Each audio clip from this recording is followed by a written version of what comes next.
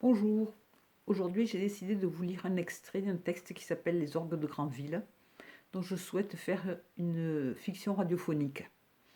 Donc je vais en divulguer des morceaux sur internet en espérant que quelqu'un soit intéressé.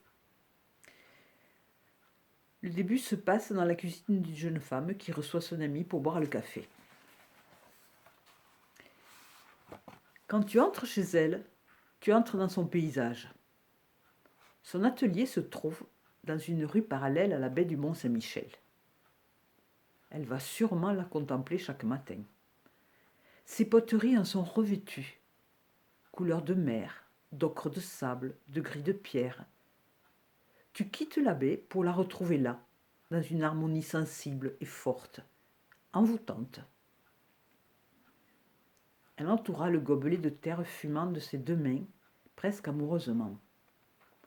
En vitrine, seules de très belles sculptures étaient exposées, tentantes certes, mais hors de portée pour ma bourse. Je suis entrée quand même, parce que la céramique m'attire comme un aimant et que tout me parlait. J'ai bien fait. L'utilitaire, bol, gobelet, coupes de différentes grandeurs, peuplaient les étagères, les meubles. Évidemment, je n'ai pas pu partir les mains vides. Au quotidien, la beauté m'est aussi nécessaire que la nourriture ou la boisson. Alors allier les deux, quel bonheur! Et puis soudain, un chat est apparu, sorti de nulle part, de l'atelier, je pense, où il devait faire plus chaud que dans la salle d'exposition. Il m'a tourné autour et il a miaulé. Alors la potière est arrivée, à son tour, et a commencé à me parler de lui. L'adopter? Oui. Non. Enfant? Pour? Conjoint? Contre? Elle était visiblement préoccupée par sa présence insistante et très partagée. Oui, mais peut-être. J'avais envie de rire, j'avoue. Tant de tergiversations pour un chat. Puis, quand nous avons réussi à parler de poterie, c'était vraiment bien. Quand on est unis par le même amour, ça ne peut être que bien. Une belle rencontre encore. De toute façon, dans ce milieu-là, je ne fais que de belles rencontres. Autant ses propos concernant le chat étaient hésitants, autant ceux au sujet de son métier étaient assurés, tranquilles. Elle avait trouvé sa place, sa voie.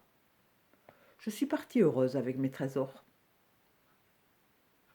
Chaque fois que je bois le café dans ce gobelet, je pense à cet endroit. Il y avait une telle continuité entre l'intérieur et l'extérieur. Tout allait de soi. J'aime que la vie soit fluide ainsi. Mais c'est à l'autre bout de la France, et je ne suis pas près d'y revenir.